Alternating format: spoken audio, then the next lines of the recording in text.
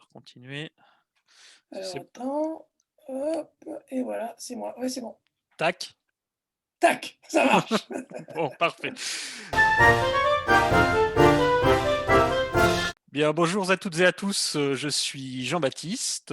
Je suis enseignant en histoire en lycée et je suis aussi enseignant en histoire et en sociologie à l'université Bordeaux-Montaigne. Bonjour, moi c'est Christophe, donc je suis enseignant à l'université Bordeaux-Montaigne et j'y enseigne l'histoire grecque et la sociologie avec un peu d'épistémologie des sciences sociales. Alors aujourd'hui, nous allons étudier un texte à cheval entre nos deux centres d'intérêt, en l'occurrence l'histoire et la sociologie, puisque nous nous intéressons à donc, un article publié en 1903, mais dans une version republiée en 1960, un article de François Simian intitulé Méthode historique et sciences sociales. Peut-être qu'on pourra en dire un mot à la fin de pourquoi on éprouve le besoin de republier l'article en 1960, alors que c'est un article de 1903. Et puis, sans doute, constater l'actualité hein, de ce texte. C'est certes, on l'a déjà dit un peu à d'autres moments, dans d'autres vidéos, c'est un classique hein, dont beaucoup de gens finissent par entendre parler, hein, en particulier la fin, la critique des trois idoles sur lesquelles on va revenir.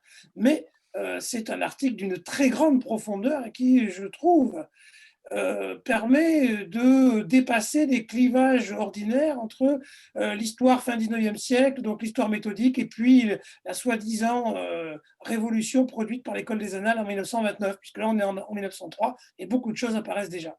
Voilà, donc cette vidéo sera très précieuse, je le pense, pour les étudiantes et étudiants qui passent les concours, puisque lorsque vous préparez ou vous préparerez les oraux des concours de l'enseignement en histoire, vous aurez à travailler un petit peu l'historiographie et vous vous retrouverez indubitablement avec entre les mains des que sais-je ou ces fameux trois tomes de l'historiographie et vous entendrez parler de ces trois idoles. Et bien, ces trois idoles, François Simian les développe dans ce texte. Alors, pour le dire rapidement, c'est cette histoire de trois idoles, parce que ça n'a rien d'explicite en réalité.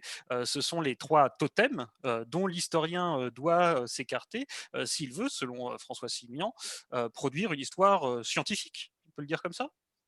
Oui, il y a deux, disons, il y a deux débats qui sont menés dans l'article. Il y a un débat autour de la scientificité de l'histoire et de la possibilité de faire de l'histoire une science.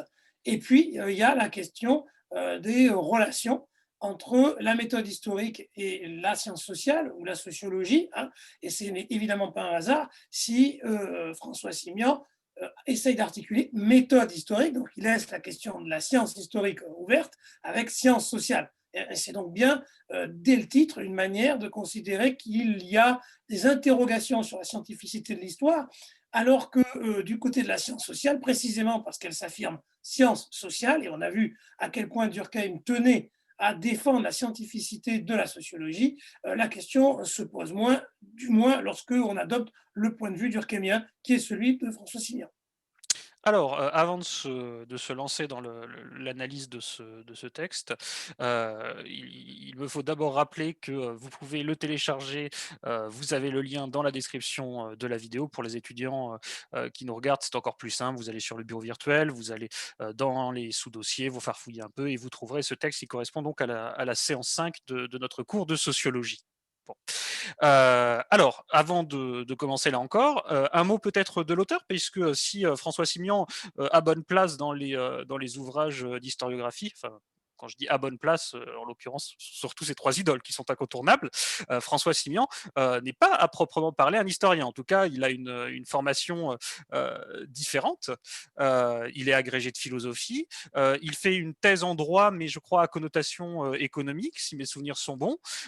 Il a une carrière assez marginale à l'université et pas à proprement parler en histoire. D'ailleurs, il n'intègre pas directement l'université parce qu'il est d'abord bibliothécaire. D'ailleurs, quand il écrit cet article, il est bibliothécaire au ministère du Commerce et de l'Industrie et il se fait notoirement remarqué comment dirais-je, les discussions qu'il engage avec virulence avec différents membre, on va dire, du champ historique, du champ sociologique, notamment.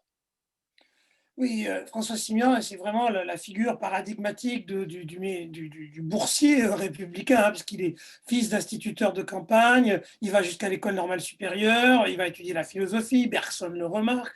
Donc c'est vraiment un très bon élève méritant et manifestement quelqu'un doué d'une intelligence extrêmement puissante, forte, et que eh ben, l'ensemble de son parcours scolaire va formater, hein, et va sans doute le conduire à s'entendre avec Durkheim, qui à sa manière, lui aussi, hein, a un parcours équivalent. Et donc il va, dès le départ, tout jeune, hein, puisqu'il est né en 1873, intégrer l'équipe de l'année sociologique, donc il n'a même pas 30 ans. Hein. Auparavant, jusqu'en 1896, pardon, en 1896, il avait été chargé de la rubrique année sociologique au sein de la revue de métaphysique et de morale, dont on avait déjà parlé. Il fait, alors qu'il a, vous voyez, donc en 1896, il a 23 ans, il fait une recension critique du suicide de Durkheim, ce qui n'empêche pas Durkheim donc de l'intégrer au petit groupe qui crée l'année sociologique. Et il va se charger en particulier des comptes rendus liés à tout ce qui est sociologie économique. Oui, tout à fait, et tu fais bien de le rappeler. Je l'ai oublié alors que c'est, le point central, enfin un des points centraux qui nous permet aussi de comprendre pourquoi est-ce qu'on amène cet article de François Simian dans le contexte de notre cours de sociologie consacré à Durkheim. C'est que effectivement, c'est un proche de Durkheim qui va avoir à cœur, notamment, en tout cas, d'appliquer, ces méthodes, dans le champ de l'analyse économique. Exactement. Dans le petit groupe de gens qui entourent Durkheim, et dont s'entoure Durkheim, pour fonder l'année sociologique, hein, il y a cette volonté de partager l'ensemble des catégories de savoir qui découpent la connaissance des mondes sociaux. Hein, et donc, on va chercher du côté des Durkheimiens à chaque fois à se spécialiser et donc faire ce travail que nous avons déjà évoqué, hein, de lecture et de recension de tout ce qui sort en français et pas que, dans les domaines donc des études concernant les sociétés. Donc on imagine la masse de travail. De ce point de vue, François Simian est vraiment une figure assez, comment dirais-je, notoire, hein, de ces Durkheimiens acharnés, travaillant on ne sait combien d'heures pour faire tout ça. L'attachement de François Simian à l'œuvre de Durkheim est perceptible dès, la première partie de l'article puisque, enfin, en tout cas moi en le lisant, j'ai compris qu'il se décomposait en 2 parties cet article, de manière assez équilibrée d'ailleurs. Donc de la partie 1 à 5, François Simian, va, s'interroger en répondant à diverses questions et objections posées, par, certains ouvrages qui paraissent à son époque, notamment celui de Seniobos, sur l'effectivité des conditions d'établissement d'une science sociale positive. Autrement dit, la sociologie peut-elle être une science? Bon, donc ça, il l'aborde dans la première partie de son article, donc des parties 1 à 5, et des parties 6 à 10 de l'ouvrage. François Simian interroge la possibilité pour l'histoire de devenir une science sociale positive et pour ce faire, il associe donc critique des travaux de ses contemporains, notamment là encore ceux de Charles Seniobos, et prescription d'ordre méthodologique, c'est-à-dire qu'il va donner un certain nombre de conseils aux historiens afin qu'ils puissent concevoir leur discipline comme une véritable science. Et c'est dans ce contexte qu'il aborde donc ces fameuses 3 idoles. Mais on y reviendra un peu plus tard. Et pour bien comprendre le sens et l'importance de cet article, c'est qu'avant d'être un article, il faut rappeler qu'il s'agit d'une conférence. Alors, la conférence était plus courte que ce long article de François Simian, une conférence qu'il prononce donc le 3 janvier 1903, et il la prononce devant la Société d'histoire moderne, qui a été créée 2 ans auparavant et qui entendait contribuer à la professionnalisation de la discipline historique. Donc, vous voyez que cette réflexion sur l'histoire, la méthode historique, la scientificité de l'histoire, elle s'inscrit dans un contexte de professionnalisation qui n'est pas exactement la même chose que la question de la science historique, d'être professionnel, mais c'est aussi sa manière à lui de dire, d'exprimer dans quelle mesure et comment la science sociale et la sociologie pourraient contribuer à donner une certaine chair à cette professionnalisation de la discipline historique. Il a donc face à lui des historiens tout à fait réputés, puisqu'on ne peut être membre de cette société que si on a produit un certain nombre de travaux qui ont été estimés par les collègues, des titres, on s'engage à suivre les règles de la méthode scientifique, comme l'indique le cahier des charges de cette société d'histoire moderne. Ce qui veut dire qu'il critique de manière assez vive le livre de Seignobos, devant Seignobos, qui appartient à cette association, donc cette société d'histoire moderne, alors qu'il est, lui, en 1903, un jeune homme, il n'a pas encore 30 ans, il n'a pas de position universitaire, il n'a publié aucun livre, et en plus, pour finir le tableau, il est le représentant d'une discipline toute neuve. Donc, vous voyez, moi, j'ai toujours une certaine émotion à penser à ce que devait ressentir ce tout jeune homme, qui manifestement ne manquait pas d'assurance, mais quand même, alors, pour vous, j'entends bien, presque 30 ans, c'est pas vraiment un jeune homme, mais voilà, de mon point de vue, ça fait quand même jeune dans la carrière, et d'aller comme ça interpeller de manière aussi vive des gens tout à fait éminents dans leur discipline, puissants en quelque sorte, ça témoigne d'un véritable courage personnel, mais aussi d'un courage intellectuel. Ça veut dire que François Simon, il y croit à la sociologie. Il n'y va pas simplement pour faire le malin et pour dire, voyez, je peux vous dire mieux que vous ce qu'est l'histoire. Il essaye de contribuer à une réflexion et il croit tellement à l'importance de la science sociale qu'il va le dire directement aux historiens. Voilà, je voulais juste rappeler ce petit élément de contexte parce que je crois qu'il est important aussi pour bien comprendre la tonalité de l'article, qui est donc certes d'une certaine manière polémique, mais c'est une polémique qui est destinée à encourager, à créer les discussions, raison pour laquelle la polémique, elle est faite in vivo et pas uniquement dans un livre.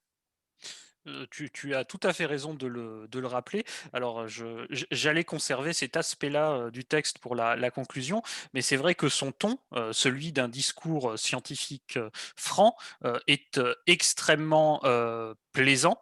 Je sais que toi, comme moi, on a cette affection pour, les discours directs, mais qui s'appuient toujours sur une critique, de ce qui nous est proposé et ça fait que l'article est effectivement extrêmement plaisant à lire. Et on sent qu'il veut argumenter vraiment tous les détails. C'est-à-dire Point qu'on a par point, l'impression tout à que fait, point oui. par point, avec des petits A, des B, des Il C. cite, il cite, il critique, c'est très rigoureux et c'est vraiment très plaisant et une belle démonstration de ce que doit être un débat scientifique. Alors, rentrons dans la discussion autour du texte stricto sensu. Donc, bien, commençons par le début, par la page 83. C'est une page particulièrement précieuse pour les historiens, puisque François Simian il livre sa définition de ce qu'il appelle la méthode dite historique. Alors, une citation pour commencer. Prise dans son essence, la méthode dite historique n'est que le processus de la connaissance expérimentale indirecte, c'est-à-dire une connaissance de faits obtenue par l'intermédiaire d'un autre esprit. Alors ça, c'est intéressant puisque c'est déjà une lecture assez particulière de notre discipline, puisque l'histoire, tu vas me dire, Christophe, si tu es d'accord avec ce que j'en comprends, l'histoire est en somme finalement la connaissance de ce qui ne peut être connu immédiatement et de ce qui nécessite corollairement un média pour être connu, quel qu'il soit, en somme. Oui, dans ce que tu as cité, l'expression connaissance expérimentale indirecte, indirecte est tout aussi important que connaissance expérimentale, puisque connaissance expérimentale, c'est ce qui permet de parler de science, puisque finalement, la méthode historique a à faire aussi avec des connaissances expérimentales. Mais à la différence des sciences dites expérimentales, on ne recrée pas des conditions d'expérience dans un laboratoire. Et il y a donc un premier élément qui justifie le indirect, c'est-à-dire que ce n'est pas l'historien ou l'historienne qui directement fait quelque chose, Et la deuxième chose qu'il rajoute, qui est très importante, c'est la médiation, comme tu l'as dit, par quelqu'un d'autre. C'est-à-dire une entité, on va dire ça comme ça, ce n'est pas forcément un individu en tant que tel, qui va produire l'élément à partir duquel on peut avoir une connaissance historique. Voilà, la question de l'expérimentation est intéressante puisque c'est effectivement ce que, dit Simian. C'est que, la spécificité de l'histoire, contrairement, aux sciences, positives, c'est de ne disposer, d'aucun alors, comment il dit ça? Voilà, d'aucun contrôle de vérification à l'aide de méthodes bien définies, car, les événements passés, qui constituent l'objet de l'histoire, ne se sont produits qu'une fois. Et du coup, et on en revient à cette idée de médias, ils ne sont connus que par l'intermédiaire, alors, selon la formule de Simian, de notation de faits opérés sans méthode, donc ces fameux documents, et réalisés donc à d'autres fins que scientifiques. C'est-à-dire que la personne qui note ces faits n'a pas pour ambition de servir à l'historien. Le document, au fond, n'est pas écrit pour nous, hein, donc il n'a pas été constitué. Alors, c'est pas toujours vrai d'ailleurs, mais bon, peu importe. En tout cas, par principe, ce qui est sûr, c'est que le document n'a pas été conçu pour les historiens et les historiennes que nous sommes aujourd'hui. Même si un document a pu être élaboré à un moment donné pour rendre compte de quelque chose dans l'espoir que l'événement, on va dire ça au sens large, l'événement transcrits puissent continuer à être remémorés. Donc, c'est peut-être plus complexe. Mais en tout cas, effectivement, hein, il y a cette idée toute simple à l'apparence que nous ne pourrons jamais reproduire l'assassinat de Sarajevo du juin 14 pour vérifier si c'est bien lui qui produit la Première Guerre mondiale. Hein, bon, il y a des films qui ont illustré ces histoires où on revient en arrière. Bon, hein, est-ce qu'on peut changer bon, vous avez Retour vers le futur qui s'amuse très souvent avec ça. Les trois d'ailleurs à leur manière. Mais et donc, ça pose la question de savoir si l'histoire peut être une science si elle ne peut pas se servir de l'expérience et de la connaissance expérimentale dans sa méthode. C'est ça la question à laquelle Simion essaye de répondre en disant précisément l'histoire a des connaissances expérimentales, même si elles sont indirectes. Tout à fait. Et après avoir défini ce qu'est l'histoire pour Simian, et après avoir défini ce qu'est l'histoire, Simian définit la notion justement de science, en l'occurrence de science sociale. Avant cela, donc, si l'on doit dresser un bilan de cette première page, cette page 83, et de ce qu'est l'histoire pour Simian, l'on pourrait résumer cela en disant que c'est une méthode d'abord qui permet de connaître ce qui n'est pas connu immédiatement, et c'est un ensemble d'objets, donc les faits passés. Donc passons maintenant à cette deuxième notion, celle de sciences sociales. Et on en arrive à la page 84 et une première citation. Disons simplement que la science sociale est la discipline qui étudie les phénomènes sociaux et que les phénomènes sociaux sont les phénomènes qui caractérisent la vie de l'homme en société. En ce sens, hein, sans doute, même s'il ne le dit pas véritablement, puisqu'il va y revenir un peu plus loin, il invite son lecteur et sa lectrice à réfléchir à la différence qu'il pourrait y avoir entre l'histoire et la science sociale, puisque l'histoire n'étudie-t-elle pas, elle aussi, les phénomènes sociaux. Et donc, vous voyez, en passant de méthode historique à sciences sociales, il commence à introduire l'idée que peut-être, au fond, méthode historique et sciences sociales sont les deux faces d'une même pièce. Mais alors c'est intéressant cette, définition, de phénomènes sociaux qu'il donne parce que, l'on sent que, enfin l'on sent l'influence durkheimienne lorsqu'il dit que la science sociale, c'est la discipline qui, étudie les phénomènes sociaux. Bon, autrement dit, l'objet de la science sociale, c'est le social. Mais il donne une définition de phénomènes sociaux, donc phénomènes qui caractérisent la vie de l'homme en société, qui est finalement assez différente de celle que Durkheim donnait, et on l'a étudié dans le premier chapitre des règles de la méthode sociologique, et qui se rapproche davantage de cette définition imprécise que Durkheim fustigeait. Je ne sais pas si tu t'en souviens, au début du premier chapitre des règles de la méthode sociologique. Oui, D'ailleurs, j'ai retrouvé la citation de Durkheim qu'on peut mettre en parallèle avec la définition donc d'effets sociaux que donne Simian. Donc Durkheim écrivait dans ce premier chapitre des règles de la méthode sociologique, on l'emploie couramment pour désigner, donc cette expression de phénomènes sociaux évidemment, on l'emploie couramment pour désigner à peu près tous les phénomènes qui se passent à l'intérieur d'une société, pour peu qu'ils présentent avec une certaine généralité quelque intérêt social. Mais à ce compte, il n'y a, pour ainsi dire, pas d'événements humains qui ne puissent être appelés sociaux. Alors, c'est bizarre finalement, enfin, moi je trouve ça bizarre en tout cas, cette définition extrêmement englobante des phénomènes sociaux que donne Simian, alors qu'il est, on le sait, durkheimien et qu'il a lu les règles de la méthode sociologique. Enfin, c'est- il n'y a t'as pas de tout- raison d'en douter. Oui, tout à fait. Mais en 1903, nous ne sommes plus en 1895. Donc les précautions que prenait Durkheim pour définir le petit territoire spécifique et propre à la sociologie, en laissant tout le monde tranquille et chacun ayant son territoire, même si on a vu que dès le départ, ça frotte avec l'économie, avec le droit, avec l'histoire, mais la question reste implicite, elle n'est pas traitée. Et ici, ce que fait Simian, c'est de la reprendre là où Durkheim l'a laissée, car finalement, en disant que c'est la science des faits sociaux, Durkheim laissait ouverte la question de savoir si l'histoire différait de la sociologie, mais il avait lui-même dit que de toute façon, hein, puisqu'on ne peut faire de la science qu'en comparant, à ce moment-là, l'histoire et la sociologie,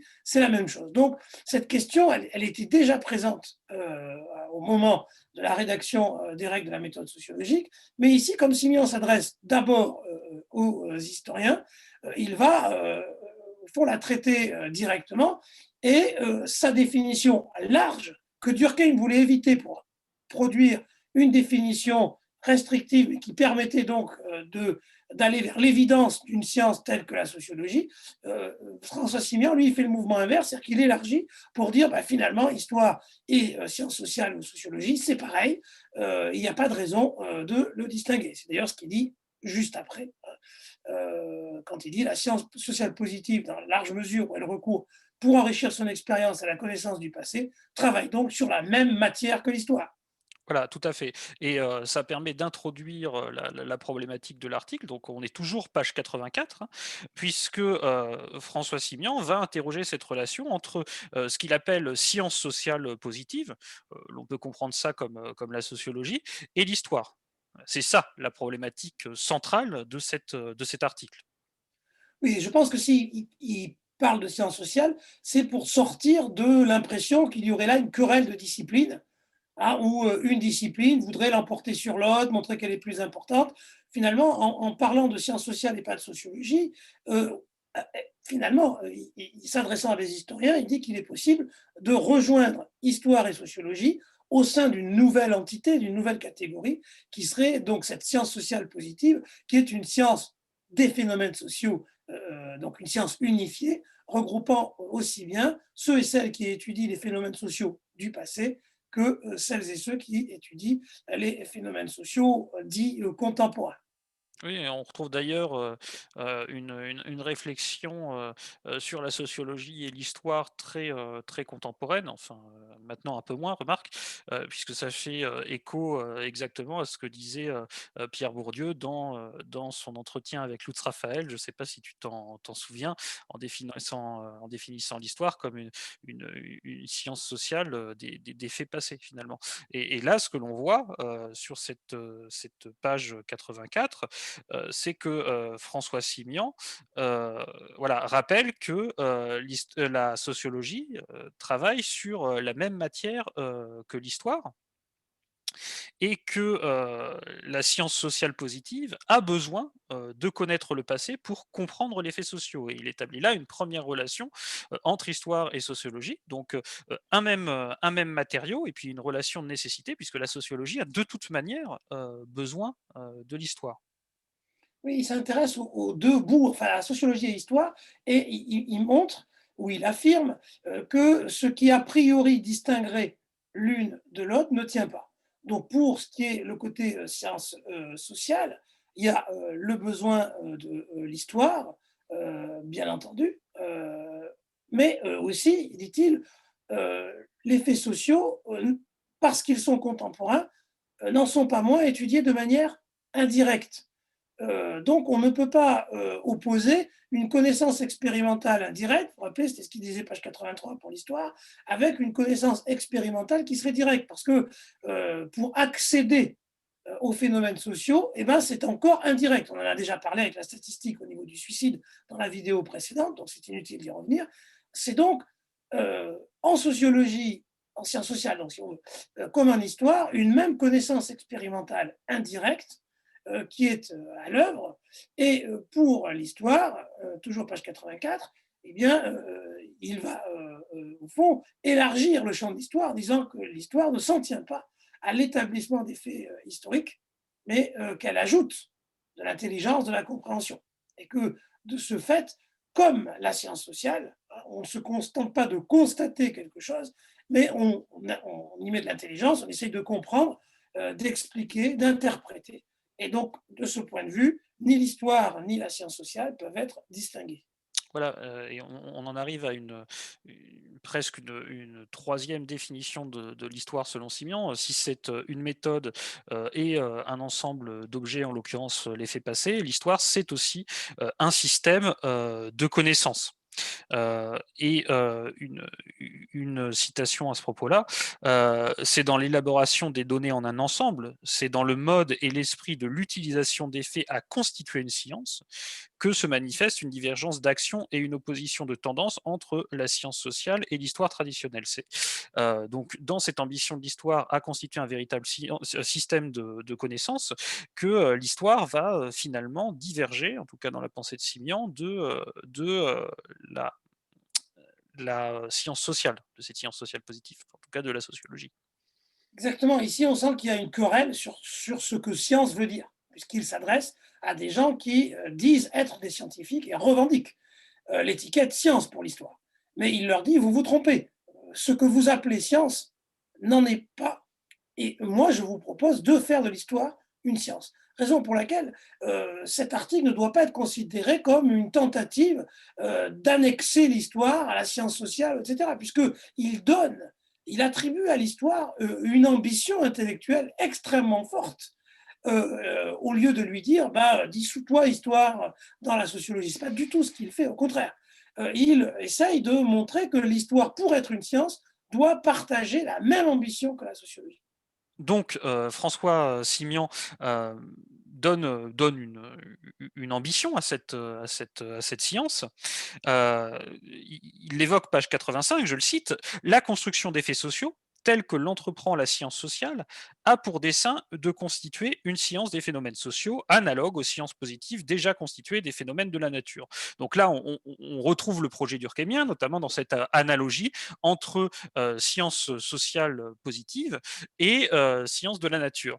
Et là où il y a achoppement avec les historiens, c'est que, alors je recite Simian, cette conception n'est pas encore familière à beaucoup d'esprits. Spécialement, elle se heurte à plusieurs des habitudes de pensée constitutives dont procède la construction de l'histoire traditionnelle. Donc François Simian, il va s'emparer de ce problème et il va analyser, c'est l'objet de l'article, parce que là on en est encore à l'introduction, il va analyser les oppositions entre histoire et sciences sociales positives, et en se référant principalement à deux livres récents, assez récent.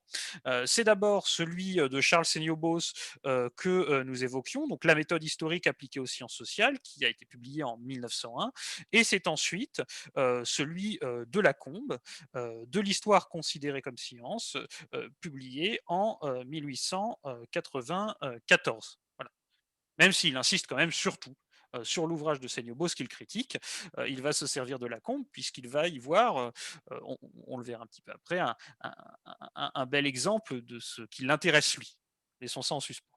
Il semble que effectivement, c'est surtout le livre de Seniobos qu'il critique, celui de Lacombe un peu moins, et même il l'utilise au fond Paul Lacombe contre Seniobos, ce Oui, qui tout est à fait. habile, hein, puisque ça permet d'éviter que, oui, cette position de surplomb dont on parlait tout à l'heure, où lui pourrait dire comme ça, à la place de X, Y, que c'est comme ça qu'il faut faire ou non. En utilisant Paul Lacombe contre Charles Seniobos, il montre qu'il existe un débat à l'intérieur des historiens historisants, comme il dit, et qu'il y a donc place pour son intervention à lui, et qu'il n'est pas, comment dirais-je, le seul à s'interroger sur les conditions de possibilité d'une histoire scientifique. Donc, entrons dans le corps du texte. Donc, l'on est maintenant à la page, on est toujours à la page, 85. Donc on l'a dit, des parties 1 à 5, François Simian va s'interroger sur l'effectivité des conditions d'établissement d'une science sociale positive. Et pour ce faire, il va répondre à un certain nombre d'objections tendant à suggérer qu'une science sociale positive ne peut exister. Et la première objection à laquelle François Simian répond, et c'est la suivante, c'est le fait social et psychologique de nature étant psychologique, il est subjectif. On comprend bien ce qu'il y a derrière. Si le fait est subjectif, par conséquent, il ne saurait exister de science objective pour l'interroger. Oui, il reprend une discussion pour celles et ceux qui sont venus en cours, hein, une discussion que nous avons eue sur subjectif et objectif, hein. Je l'avais oublié quand on en avait discuté en cours, mais c'est tout à fait frappant de voir hein, qu'en 1903, Simian a des formules extrêmement claires sur ce que objectif et subjectif veut dire. Et maintenant, j'espère ne plus l'oublier, je renverrai systématiquement à cet article de Simian en disant, c'est dit hein, en 1903, c'est clairement dit. Hein, c'est vraiment en deux, trois pages, là, il épuise un débat qui pourtant continue à exister aujourd'hui, hein, ce qui montre que lorsque il dit cette conception n'est pas encore familière à beaucoup d'esprits, alors je ne sais pas si c'est beaucoup d'esprits, mais en tout cas on peut dire qu'en 2021, cette conception n'est pas encore généralisée. Hein, et je trouve que c'est très très intéressant que voilà, on ait cette affirmation hein, d'entrée, donc de poser le problème du subjectif et objectif. Mais avant cela, il faut peut-être, mais je comprends pourquoi tu vas directement interroger cette 2e partie de phrase, le fait social, est subjectif, puisque c'est vrai qu'on en a parlé beaucoup avec les étudiants et c'est vrai que, François Simian, insiste surtout sur cette partie-là, de l'affirmation, qu'il propose à l'étude. Mais, il y a quand même une première partie, c'est, le fait social et psychologique de nature et là, François Simian, dit qu'effectivement cette 1re partie de l'assertion est vraie, et qu'au-delà de ça, elle fait consensus puisque, si certains, phénomènes sociaux entretiennent une relation, avec le matériel, le fait social est constitué, par, la relation de l'homme à, ces objets matériels et donc le fait social, est d'abord un fait psychologique, en ce qu'il passe par l'esprit de l'homme, si je puis dire. Oui, c'est très, très intéressant parce que, ça, vous voyez, déjà, ça dit quelque chose sur ce qu'est l'histoire. Selon François Siméon, où il va évidemment en fait, il a en tête les représentations collectives de Durkheim, mais c'est vrai que c'est quelque chose qui ne va pas forcément de soi, de considérer que les faits sociaux ou les faits historiques, comme l'écrira plus tard, Marc Bloch, qui bien sûr, pensait, à cet article, de Simian, hein. Je rappelle cette citation qu'on trouve dans Apologie de l'histoire, donc un texte écrit en 43-44. «Les faits historiques sont par essence des faits psychologiques», hein. C'est une citation donc de Marc Bloch et qui fait directement écho à cette affirmation, de, François Simian et qui, quelque sorte interroge hein, l'approche matérialiste de l'histoire, hein, en disant au fond, c'est pas dans des. Alors pourquoi il s'intéresse à ça? Parce que bah, c'est la question de l'objectivité. Si ce sont des conditions matérielles, alors on aurait là effectivement une sorte d'objectivité puisque ce serait indépendant des individus. Voilà, évidemment, c'est cette phrase bien connue de Marx, c'est peut-être pas exactement comme ça qu'il l'a dit, mais hein, donnez-moi le moulin à vent, je vous donnerai le Moyen Âge. Hein, c'est-à-dire, au fond, l'exemple le plus abouti de ça, c'est le déterminisme technologique. Telle technologie produit telle société. Si vous dites que c'est psychologique, alors vous voyez bien que c'est la relation que vous aurez une technique et pas la technique elle-même ou l'outil technique qui va faire l'histoire. Et que ça, c'est un grand apport de la science sociale, c'est que la réalité sociale est relationnelle. C'est donc une mise en relation d'esprit humain avec des choses extérieures, des objets, et que c'est cette nature relationnelle qui doit être étudiée. Ce qui ne veut pas dire qu'il ne faut pas étudier les choses, l'aspect matériel, mais que jamais ceux-ci suffiront à dire ce qu'est l'histoire, ce qu'est un phénomène social. Là encore, Simian ne nie absolument pas et il le dit, il est même en accord avec, cette idée selon laquelle les phénomènes sociaux, sont, effectivement des faits psychologiques. Par contre, ce qu'il critique, c'est, l'assimilation, à laquelle procéderait, Seniobos entre, psychologique pardon, et subjectif. Puisque en créant cette association, ça tente à considérer que donc, puisque le fait social est psychologique, il est forcément subjectif. Et je le répète, s'il est subjectif, alors il n'est pas possible de constituer une science sociale positive, car la science positive ne peut étudier que l'objectif. Et François Simian donne d'ailleurs une définition de ce mot objectif. Euh, En un mot, dans notre connaissance empirique, on est à la page 87. En un mot, dans notre connaissance empirique, comme dans notre science positive, objectif signifie et ne signifie pas autre chose que indépendant de notre spontanéité individuelle. L'objectif, c'est donc, pour en revenir à une phraséologie durkheimienne, si je puis dire, c'est ce qui est extérieur à l'individu. Corollairement, l'objectif, c'est ce qui obéit à des régularités et par conséquent peut être étudié par des lois scientifiques. Et ça, c'est donc une des caractéristiques des phénomènes sociaux selon François Simian. Et là, on est là encore en terrain connu, puisqu'on retrouve, comment dirais-je, la sociologie durkheimienne. Je cite François Simian, tout ce qui en nous vient de la société, du fait que nous vivons en société, n'a-t-il pas, de toute apparence, par définition, le caractère d'objectivité au sens exact que nous avons dit? Une règle de droit, un dogme religieux, une superstition, un usage, la forme de la propriété, l'organisation sociale, une certaine division du travail, un certain procédé d'échange, une certaine manière de se loger ou de se vêtir, un précepte moral, etc. Tout cela m'est donné, m'est fourni, tout constitué. Tout cela existe dans ma vie, indépendamment de mes spontanéités propres et quelquefois en dépit d'elles. Et on retrouve des choses que nous avons vues sur Durkheim, donc, qui est que ce que critique en réalité ici Simian, c'est bien sûr les philosophies du sujet, hein, l'idée qu'il y aurait une conscience individuelle qui se suffit à elle-même. Je pense, donc je suis. Je me suffis à moi-même pour savoir ce qu'il en est.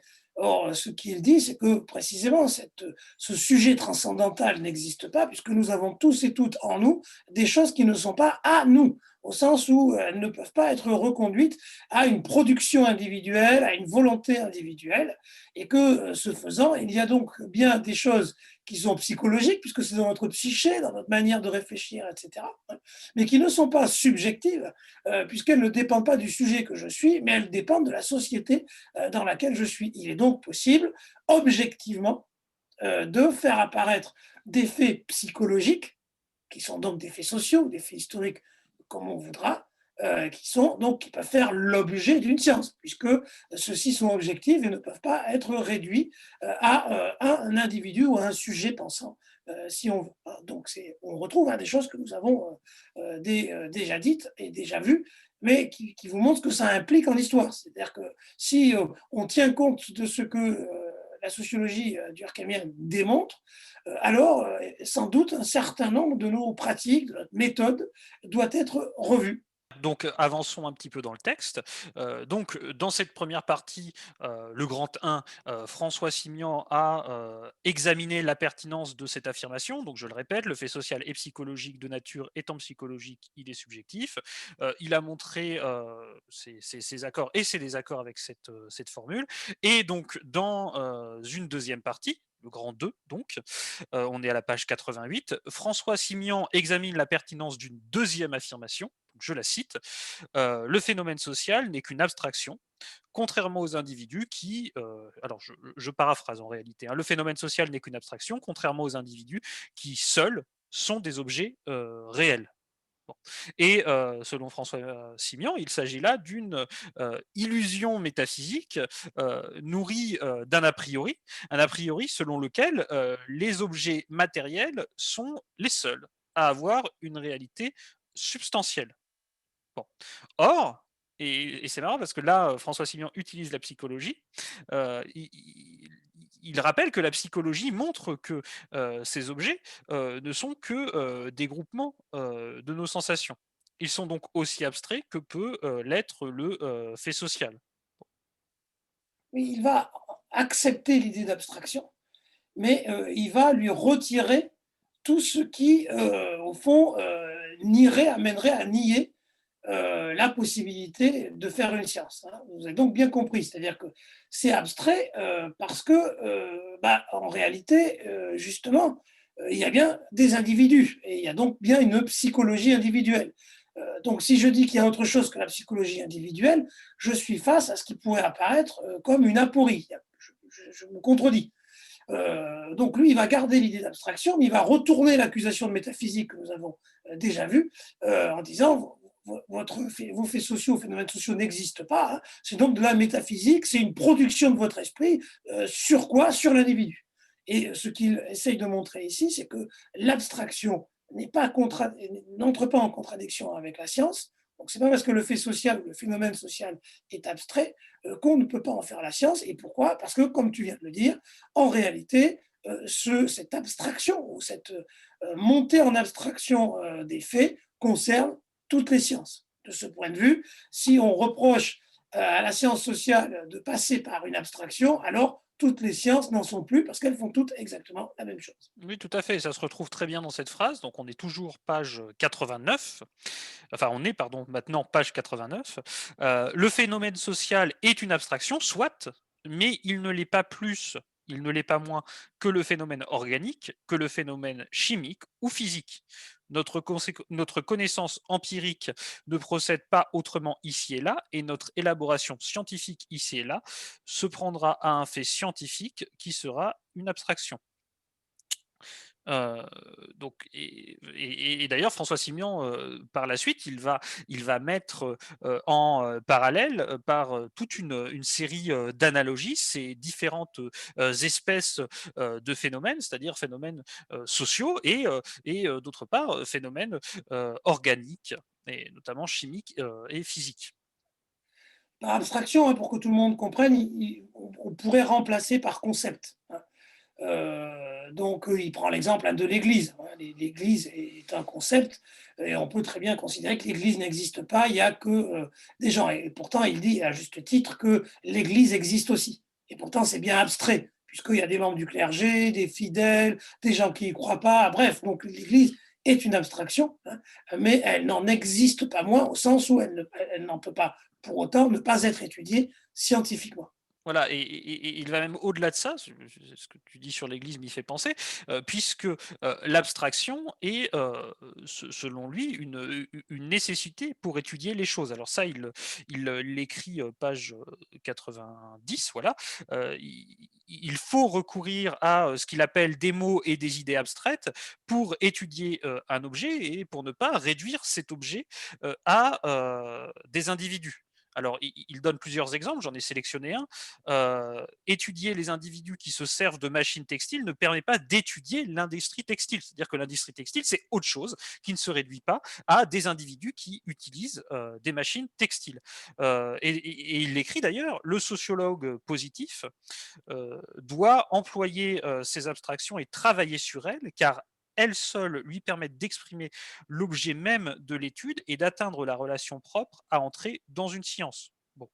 Et il doit ensuite exprimer ses résultats en utilisant donc l'idée abstraite qu'il a étudiée, car c'est bien l'idée abstraite qui produit tel ou tel effet. Bon, pour en revenir à cette exemple de l'industrie textile, ça n'est pas lorsque l'on étudie l'industrie textile, les hommes qui utilisent les machines qui produisent tel ou tel effet, mais bien l'industrie textile en elle-même. Oui, et c'est pour ça qu'il va parler un peu plus loin. Donc, puisque on ne peut pas évacuer l'abstraction, alors ce qu'il va falloir chercher, dit-il par une formule bien trouvée, je trouve, dans les page 91, il va parler d'abstraction heureuse, c'est-à-dire celles qui permettent de faire science.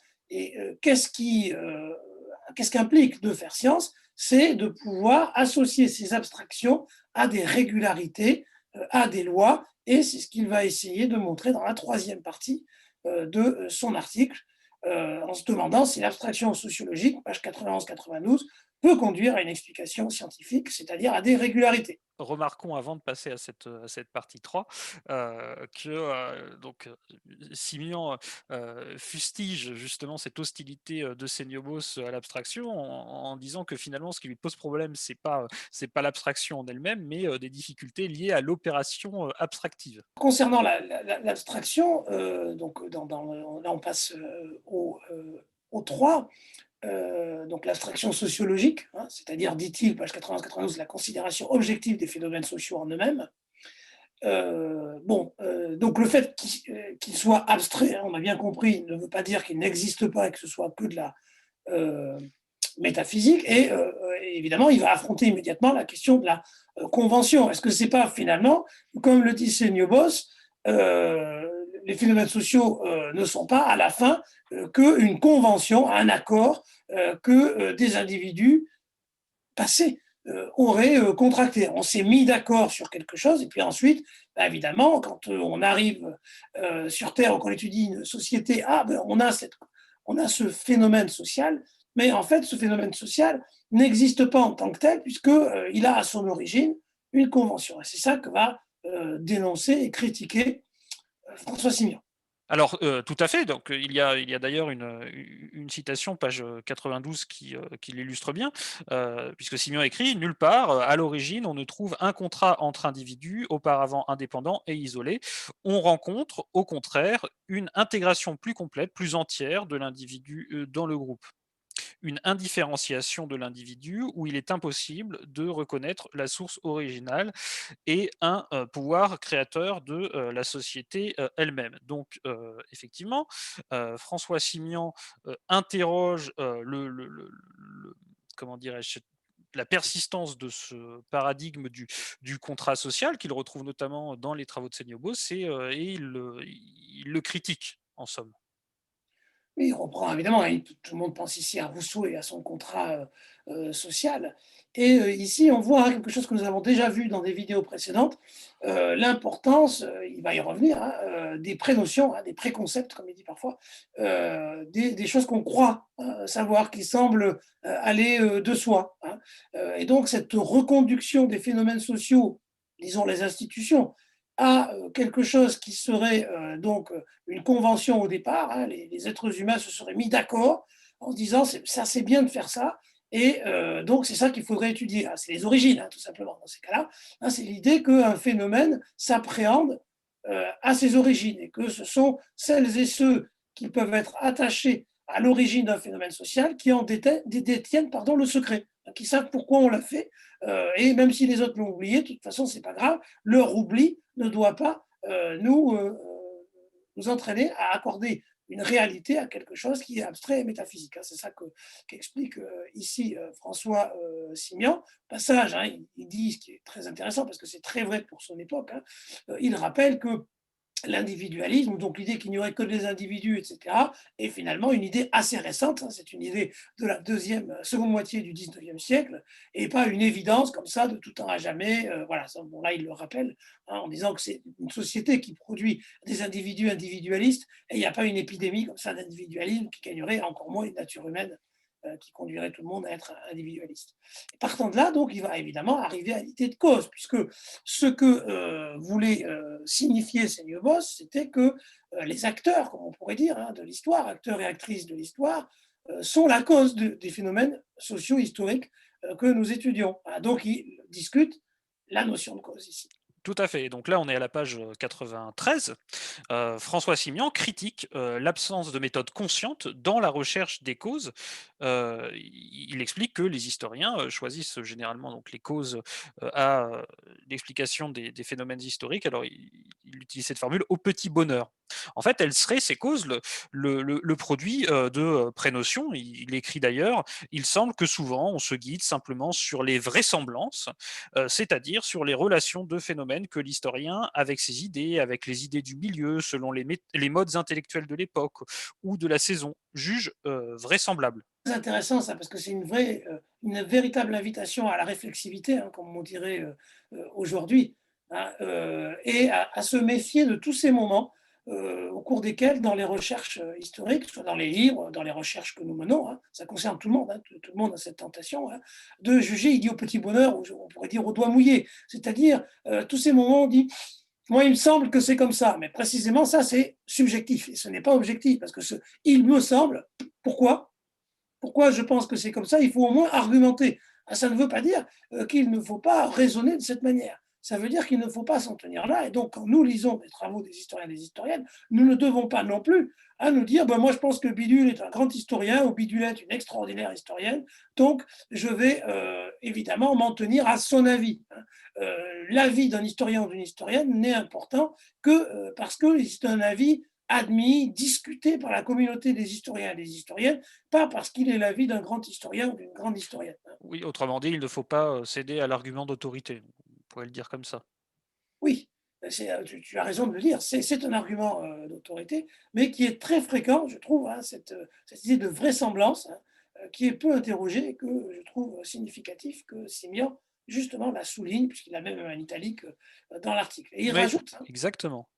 il rajoute page Ah 93-94, mais tu vas lire tu vas lire celle que je voulais lire, effectivement, celle voilà. que je voulais faire graver sur l'Amphi Renoir, c'est ce que je t'avais écrit par SMS. Exactement. Mais comme Oui, tu m'as volé la précédente que j'avais notée je aussi, t'en donc, prie, vas-y. donc la pratique suivie revient à imaginer les actions, les pensées, les motifs des hommes passés, et cela d'après les actions, les pensées, les motifs des hommes qu'il connaît, qu'il c'est l'historien, des hommes actuels, et c'est de cette construction arbitraire faite avec son imagination.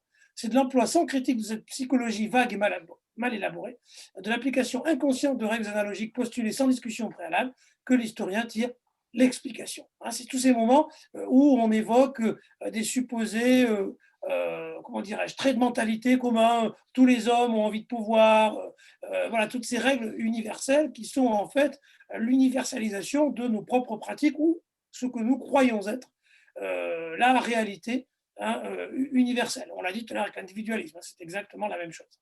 Tout à fait, bien l'individualisme justement, il y revient, puisqu'il critique, alors on est maintenant à la page 94, sur laquelle tu as terminé, ta citation.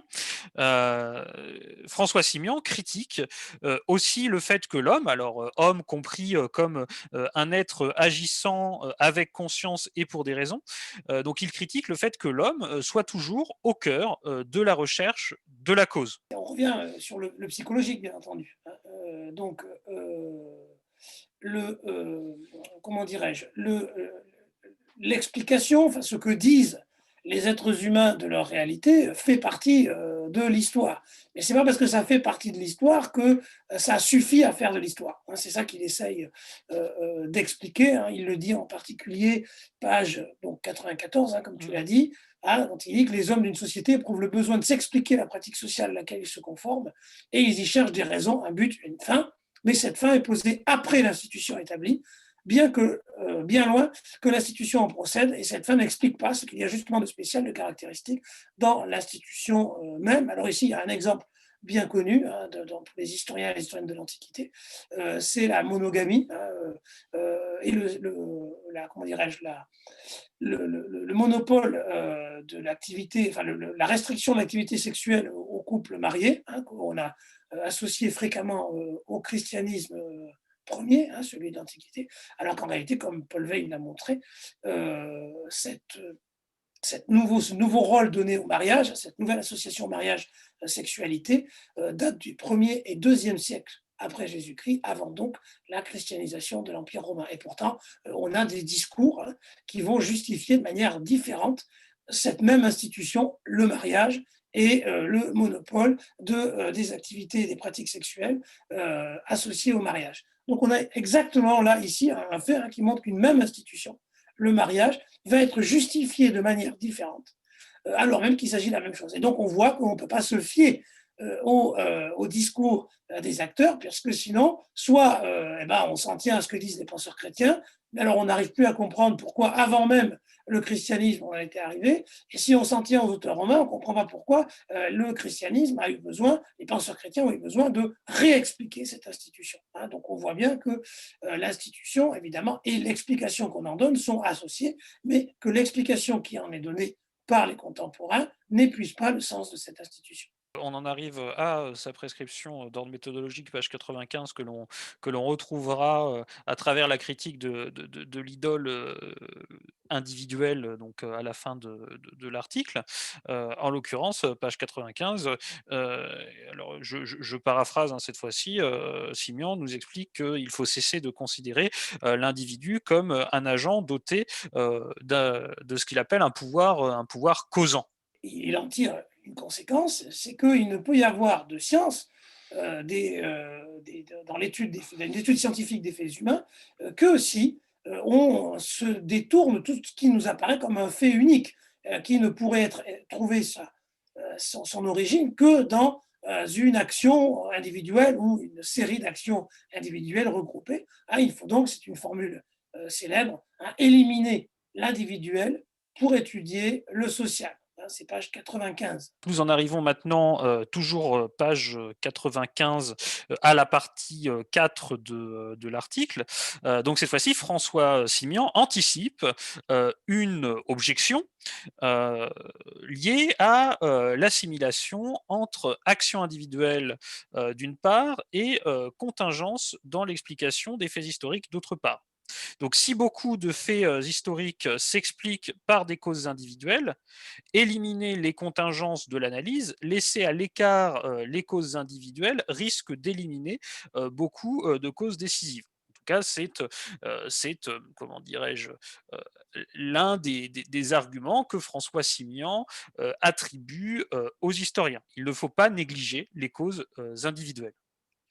Oui, parce que la contingence, elle est souvent évoquée pour justifier le fait que l'histoire soit une science du particulier, de l'unique, de ce qui ne se produit qu'une fois, puisque si c'est contingent, il n'y a pas de raison que ça se reproduise. Donc Voilà. on ne peut pas garder l'idée de régularité si on garde l'idée de contingence. Alors évidemment, François Simian ne nie pas l'idée qu'il y a de temps en temps de la contingence. Il dit juste que ce qui nous apparaît comme contingent ne l'est pas nécessairement, ou du moins n'empêche pas de réfléchir de manière causale et donc de dépasser cette apparence de contingence. Hein, pour conserver un exemple fameux, hein, c'est l'accident, enfin l'attentat pardon, de Sarajevo. Hein, est-ce que c'est cette contingence-là qui produit la Première Guerre mondiale? Hein, c'est une question débattue, surtout comme peut-être certains et certaines d'entre vous le savent, la voiture, enfin, l'attentat ne s'est pas produit au moment où c'était prévu, il devait se produire le matin, mais il se trompe dans les rues de Sarajevo, et donc il croise par hasard, bien plus tard dans la journée, la voiture de l'archiduc. Donc ça, c'est un exemple classique de contingence hein, qui donne l'impression que ah, ben, si jamais ils n'avaient pas rencontré, il n'y aurait pas eu la Première Guerre mondiale. Voilà le type hein, de réflexion qu'on peut avoir à l'esprit pour comprendre ce que veut dire François Simian par contingence. Hein, c'est le hasard, en fait. Est-ce que tout n'est pas que hasard? Et on voit bien que c'est un problème si on veut faire science des faits sociaux. Si c'est tout n'est que le hasard, contingent, eh ben, on ne peut pas en faire science, on ne peut pas comparer, on ne peut pas tout mettre ensemble, donc ben, on est perdu. Et on a juste qu'à décrire ce qu'on voit, mais on ne peut rien en faire d'autre que de dire ben, il et elle faisaient comme ça à ce moment-là. Voilà. Et donc, c'est l'histoire érudite, purement érudite. Mais il a une formule qu'il donne comme synonyme de contingent. François Simian, c'est page 97, il parle de cause occasionnelle. Et d'ailleurs, il écrit que indiquer la cause occasionnelle d'un fait n'est en aucune façon l'expliquer. Voilà. Oui, oui, puis on va avancer, mais page 96-97, hein, il discute, il prend des exemples justement d'explications par Absolument. la contingence et il en montre la faiblesse. Enfin, la faiblesse et le caractère, comment dirais-je, très limité pour expliquer les phénomènes. L'on en arrive à la deuxième partie de cet article, Heu, Désormais, François Simian étudie, c'est donc, dans la partie 5, hein, page, 97, page 97, c'est ça. François Simian étudie la faisabilité d'une science sociale positive, en répondant aux objections concernant le statut des documents et de, l'expérimentation, en, histoire. Bon. Il explique d'abord que le rapport de l'historien au document doit changer. Euh, le document est fait sans méthode définie et à d'autres fins que scientifiques, ça on l'exposait au début, euh, et il est en cela subjectif. Il ne faut donc pas demander au document de livrer les causes des événements historiques, en tout cas par la connaissance des actions individuelles.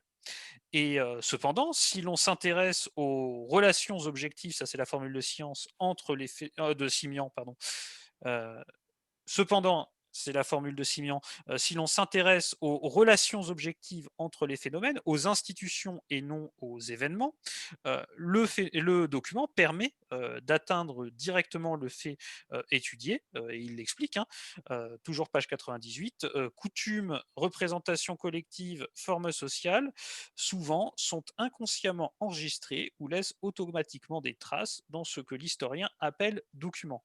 Alors, je ne saurais comment l'exprimer. En réalité, il ne faut pas chercher une vérité dans ce que dit directement le document, mais chercher à faire de l'histoire en se servant du document comme source en soi. Moi, je crois que ici, ce qu'il dit, alors il ne le dit pas comme ça, mais je crois que c'est exactement ce que ça veut dire, c'est qu'il dit comment le document devient une source.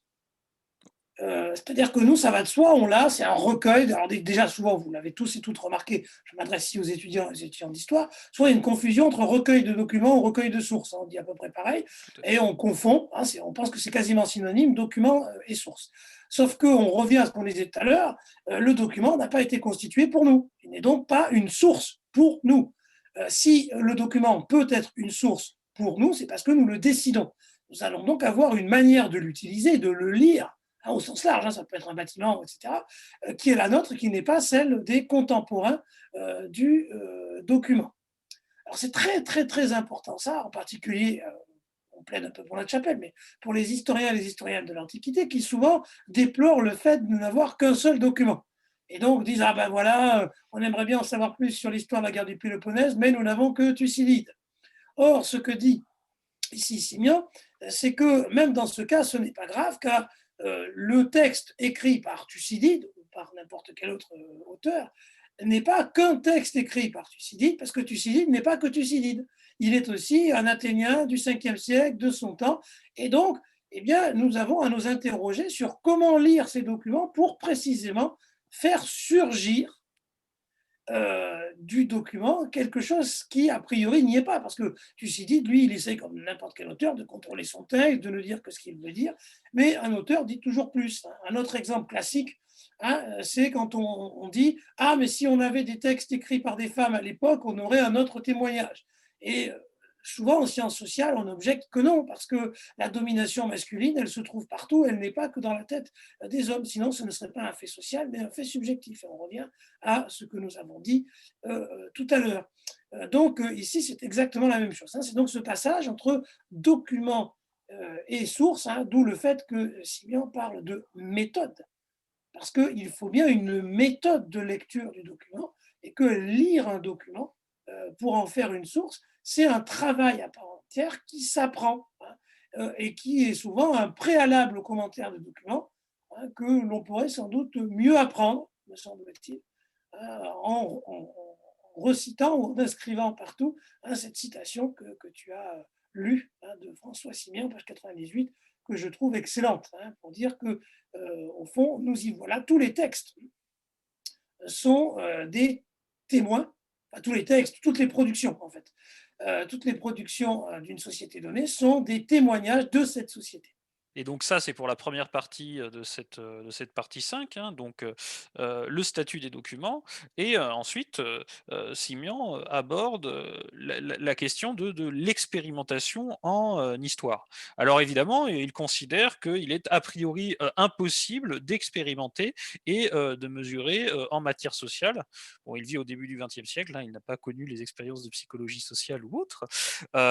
Bon, donc il en reste sur cet a priori, mais page 99, il remarque qu'en réalité, c'est un type d'expérimentation qui est impossible à mettre en œuvre en histoire, en l'occurrence l'expérimentation consistant en la disposition d'éléments et de facteurs suivant la volonté du savant, comme ce qui pourrait exister par exemple en chimie.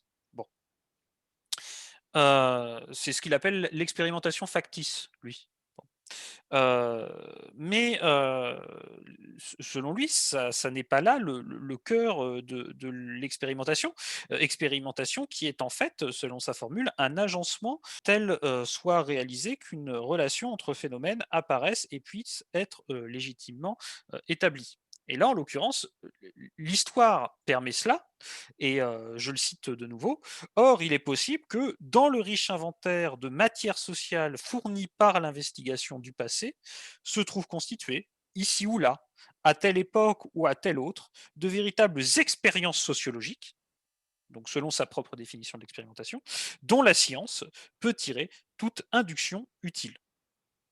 Oui, ici, on voit comment, disons, l'histoire érudite qui rapporterait une expérience va être utilisée par la science sociale pour faire de la science. Et on voit évidemment que de ce point de vue, la méthode historique a à voir avec la science sociale et qu'il ne s'agit pas du tout de dire que la sociologie serait, ou la science sociale, la science du général, pendant que l'histoire serait une science du particulier, mais bien au contraire, de montrer que si on veut faire science de toute façon de ces phénomènes sociaux, il faut considérer ces phénomènes sociaux passés comme des expériences sociologiques. Et expérience sociologique veut dire ici que c'est répétable, qu'il y a des régularités, que je vais donc pouvoir observer des régularités, et que c'est à partir de ces régularités que je vais pouvoir établir des lois et une causalité de nature scientifique.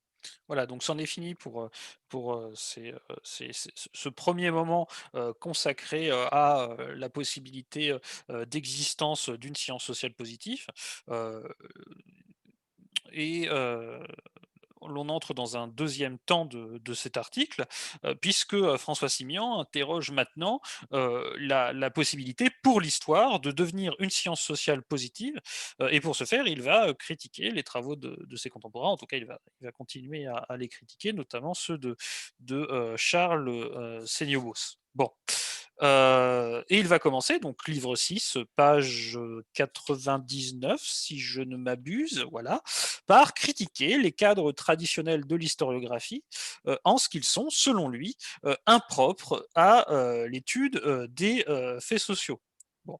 Et le contexte de la conférence est intéressant puisque ce que va commencer par faire Simian, c'est questionner les ambitions de l'école moderne, un courant historiographique qui a priori est comme positiviste, selon lequel l'histoire doit être, donc je cite Simian, exacte, impartiale, sans fin tendancieuse ni moralisatrice, sans intention littéraire, romanesque, ni anecdotique. Bon.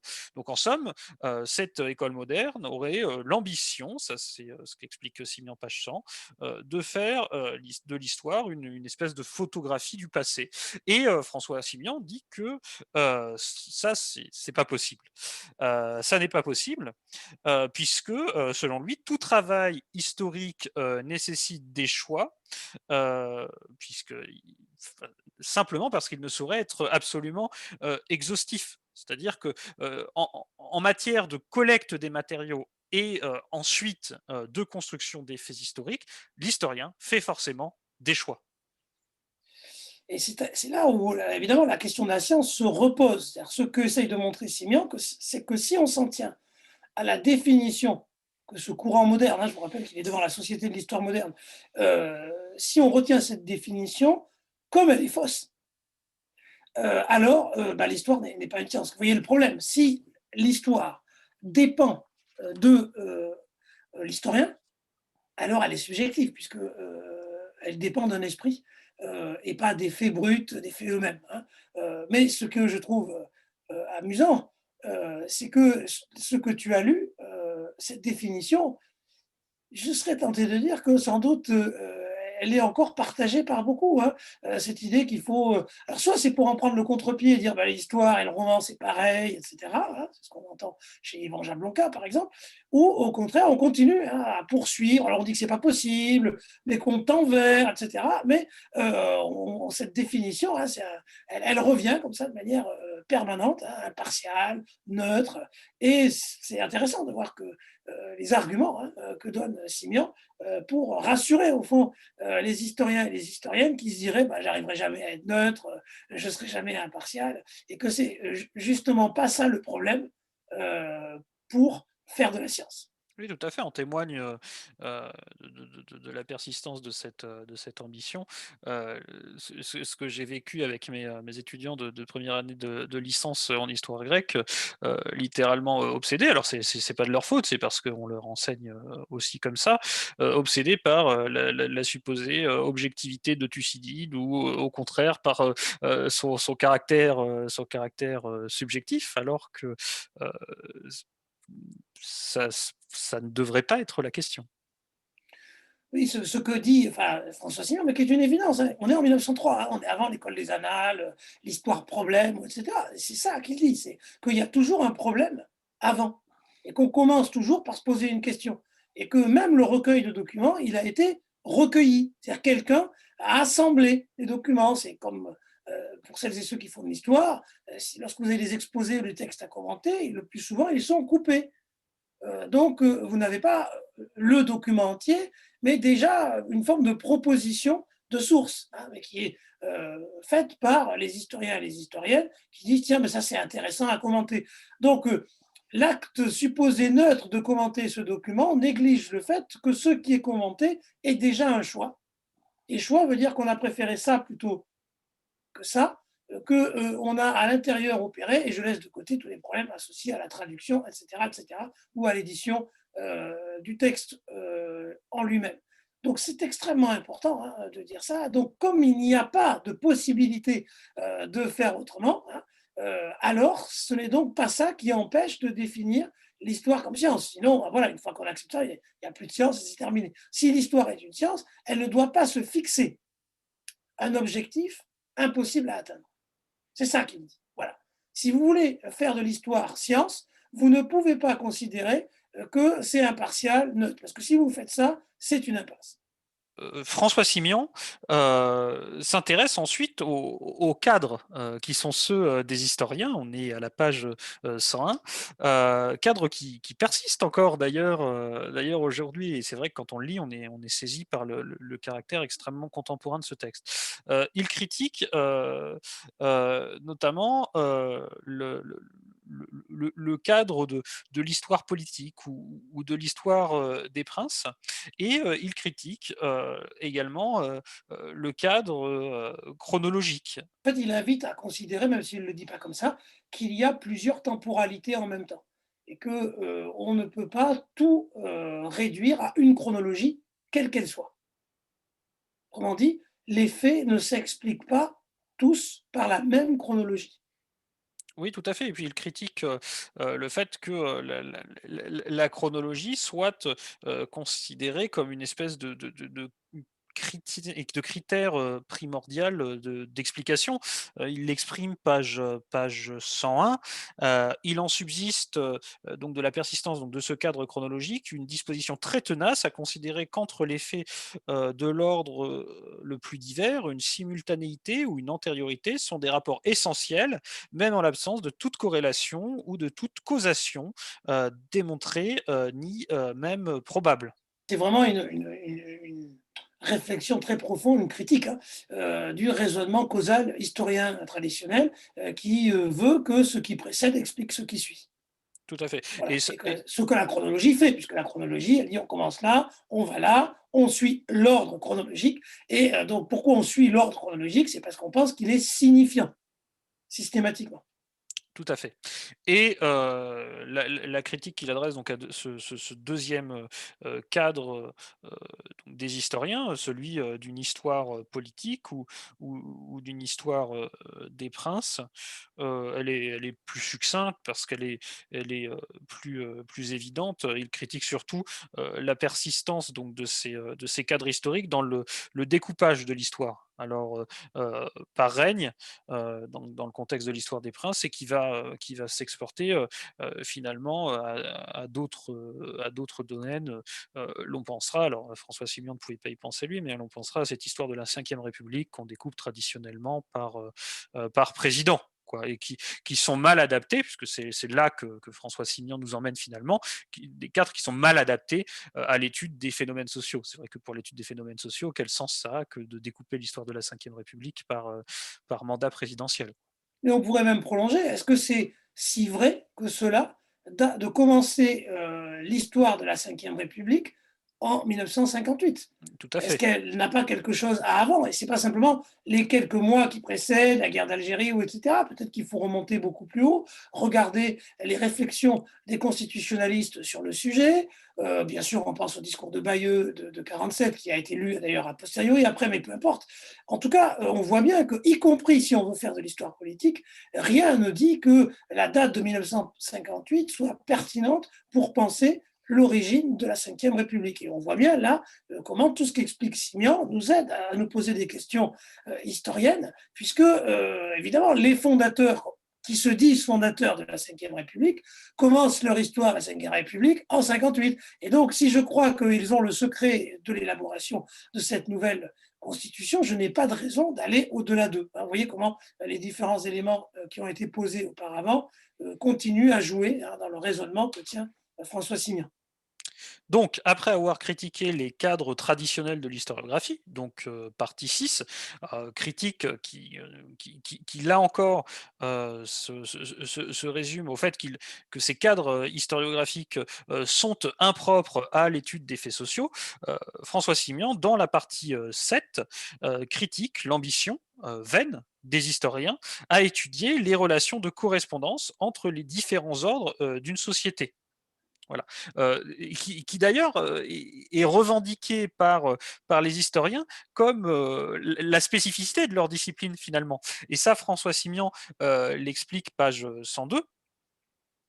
Les cadres traditionnels de l'historiographie sont défendus par les contemporains de Simian en ce qu'ils permettent à l'histoire d'être seule capable d'étudier les relations de correspondance entre les différents ordres d'une société. Et alors, là, il va falloir que tu m'éclaires. Il évoque une notion en allemand, le Zusammenhang. Alors, qu'est-ce que c'est que ça? Ben, en allemand, c'est vraiment l'idée de mettre en rapport, hein, mettre en relation. J'imagine que ça doit venir de la philosophie allemande, mais là, je suis obligé de témoigner publiquement de mon ignorance. J'ai cherché rapidement, mais voilà, je n'ai pas eu le temps de me renseigner plus en détail, hein. Mais c'est tout ce qui a à voir avec la causalité, en fait, hein, enfin, le fait de mettre en relation des éléments, c'est-à-dire de choisir ce qui explique quelque chose. Voilà. Or, les historiens et les historiennes, bah, ils ont la tentation de se dire que l'explication se trouve toujours dans la société qu'ils étudient. Et comme ils étudient une société à un moment donné, eh bien, ils sont donc les seuls à pouvoir donner la raison d'une institution, puisque eux étudient la société tout entière. Pour que Dans chacun et chacune comprenne, c'est évidemment, de fait, hein, une attaque contre l'approche par périodisation. Puisque si on suit ce que dit François Simian, évidemment, on ne peut pas être, enfin, on se trompe quand on se croit spécialiste d'histoire grecque, spécialiste d'histoire moderne de je ne sais quel royaume, etc., puisqu'en réalité, on postule, hein, c'est ça qu'il dit, on postule que c'est la seule manière de pouvoir faire science de, je sais pas quoi, la société française à l'époque moderne, ou etc. Alors, ce qu'il propose, c'est justement une autre manière de faire science, et en prenant l'exemple, par exemple, de la famille, hein, où il dit, ben voilà, faire science de la famille romaine, ce n'est pas forcément étudier toute la société romaine à l'instant T, ça peut être autre chose. Absolument, et ça, c'est, extrêmement, intéressant puisque, si l'on doit résumer, ce que dit Simian, c'est que d'un côté, on, aurait les historiens qui considéraient que, leur force à eux, c'est, d'étudier, ces relations de correspondance entre, les différents ordres d'une société, mais en restant toujours au sein de cette société, et d'un autre côté, on aurait, les sociologues qui entreraient dans le monde social par type de faits sociaux. Bon, et l'on retrouve, c'est assez drôle finalement, des débats qui existeront, ensuite avec, l'anthropologie historique. Alors, faut-il entrer, dans l'histoire, de manière, chronologique, ou au contraire faut-il, y entrer par grands thèmes? C'est aussi une autre manière de poser la question de la contextualisation, hein. Heu Autrement dit, comment j'explique, par exemple, voilà, la famille romaine avec ses particularités et cetera. Est-ce que, je contextualise en m'en tenant à la société romaine, l'histoire romaine, ou est-ce que je dois trouver une autre contextualisation et donc comparer, hein, c'est ce qu'il dit en disant bah, finalement peut-être que la famille juive explique mieux la famille romaine que des institutions romaines, hein. Donc c'est un vrai problème. Alors il ne faut pas le voir comme une affirmation, hein, voilà, on a trouvé, il faut étudier toutes les conceptions de la famille, etc. Non, ce qu'il dit, c'est qu'il faut se demander si mon contexte est le plus opérants pour comprendre ce que j'ai à comprendre. D'ailleurs, François Simian, objecte, cette idée selon laquelle, les sociologues, ne connaîtraient pas, l'interdépendance, des faits sociaux. C'est-à-dire qu'il rappelle, on est page 103, que, les sociologues d'abord connaissent l'interdépendance des faits sociaux et qu'ils aspirent précisément à rapprocher, les recherches des différentes disciplines, comme François Simian essaye là de le faire, heu de en raison de, voilà, c'est la citation que je cherchais, en raison de l'unité fondamentale et de la corrélation principielle de tous ces phénomènes. Bon, à contrario, les historiens, donc il l'explique page 104, Simian, à contrario, les historiens, qui eux sont, armés d'une méthode historique qui, exclut, comme tu le disais, le comparatisme, sont, selon, François Simian, incapables d'établir, scientifiquement, heu, ce, fameux, Zusammenhang, cette, comment dirais-je?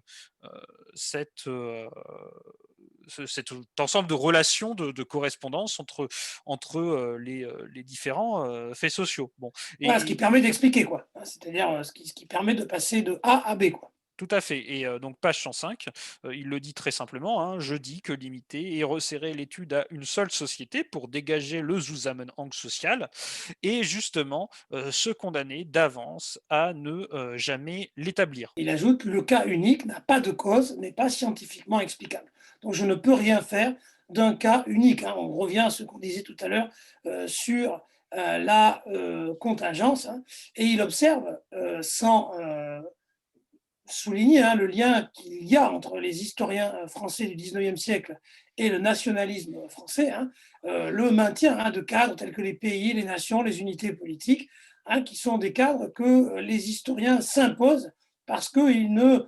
réfléchissent pas justement à la contextualisation comme on en a discuté à l'instant. Voilà, et c'est ce que l'on vous disait dans les précédentes vidéos, c'est cette idée forte de la sociologie.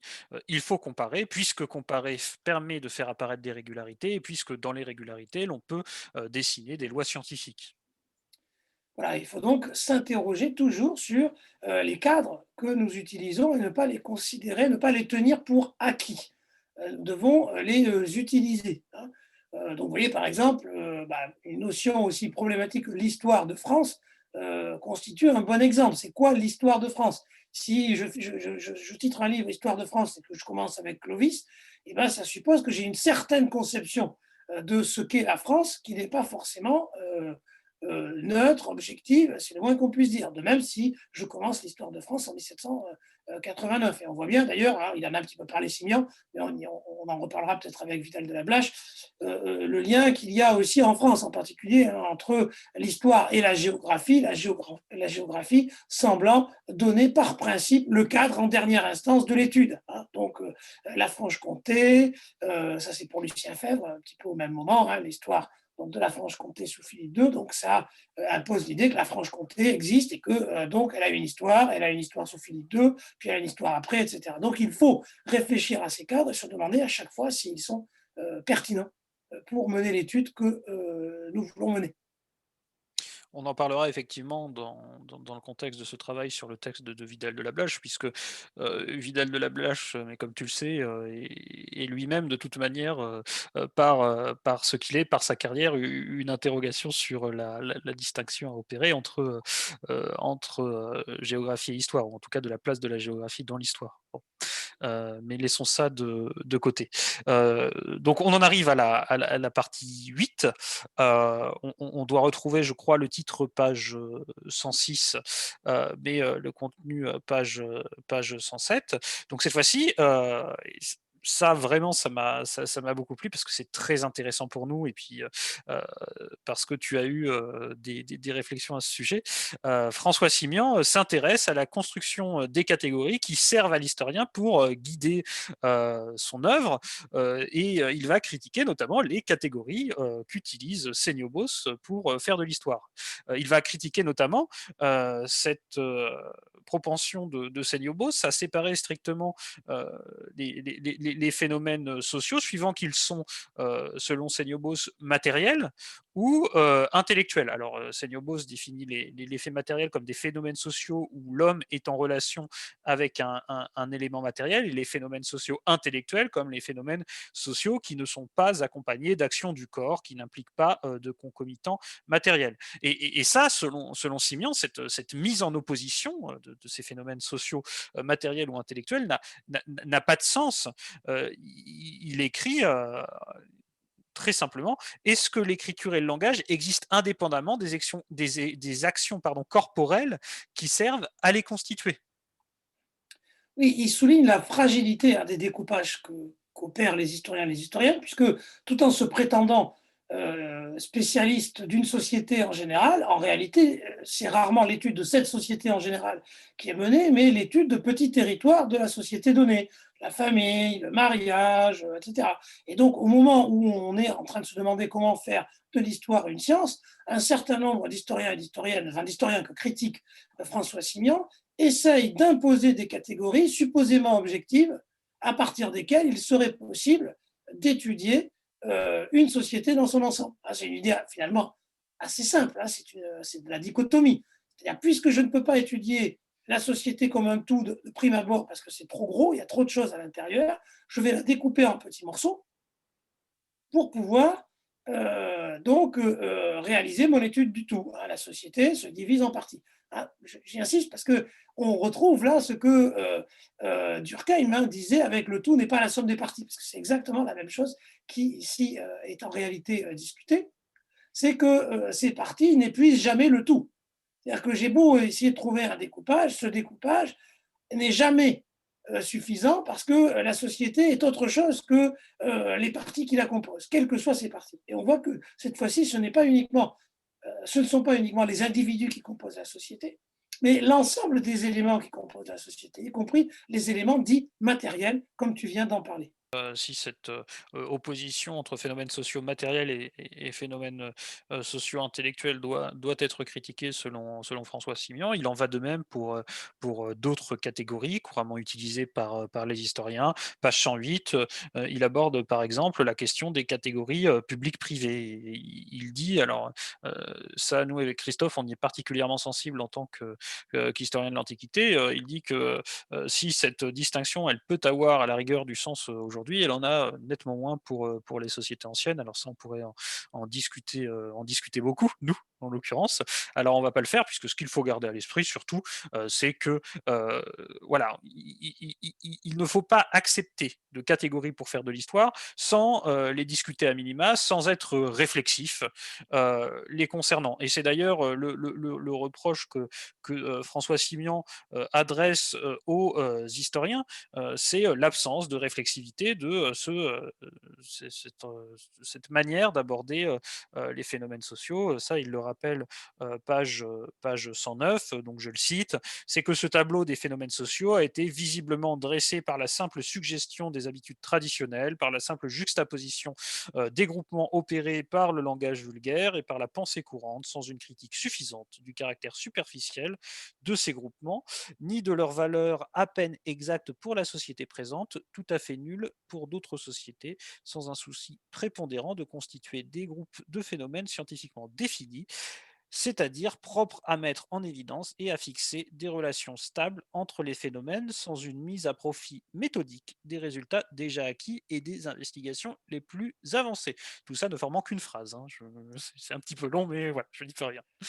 Oui, mais vous voyez, c'est là où en fait il réfute l'idée que toute histoire serait subjective, que les historiens seraient subjectifs. Il dit c'est quand les historiens et les historiennes prennent conscience de leur subjectivité, c'est-à-dire de ce qu'ils font, ce qu'ils et elles font en tant que sujet à l'histoire qu'ils et elles sont en train d'écrire ou de réaliser, qu'ils peuvent devenir objectifs. Hein. Et donc ce n'est pas en niant ou en se racontant qu'on est qu'on essaye d'être objectif, qu'on l'est, c'est en prenant conscience qu'on est subjectif. Voilà. Et que quand on n'en prend pas conscience, on l'est encore plus, puisqu'on applique des prénotions, hein, on pourrait dire, des prénotions, des idoles, pour arriver vers la fin du texte, des idoles qui ne sont pas réfléchies, mais qui s'imposent à nous parce qu'ils relèvent du sens commun. Hein. C'est très important, hein, ça montre qu'il n'y a pas que le grand Max Weber qui a fait apparaître l'existence d'un sens commun y compris pour les savants,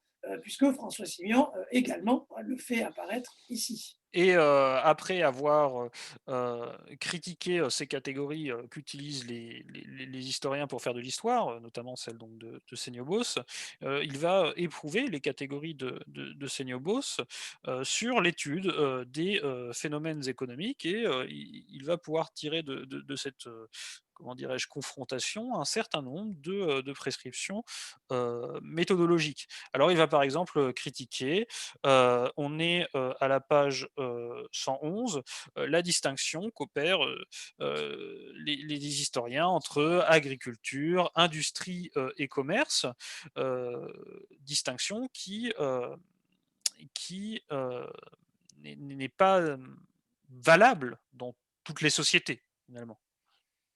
Oui, on pourrait même rajouter qu'en plus, non seulement c'est pas valable, mais comme le fait de savoir si la tomate est un fruit ou un légume, il y a toujours beaucoup de difficultés à faire tout rentrer à l'intérieur, hein, ce qui montre que le langage ne permet jamais d'épuiser toutes les activités sociales, puisque, bon, c'est classique, hein, agriculture, industrie, commerce, oui, alors où c'est que je mets donc les mines et les carrières. Hein, est-ce que c'est de l'industrie? Bah, c'est discuté.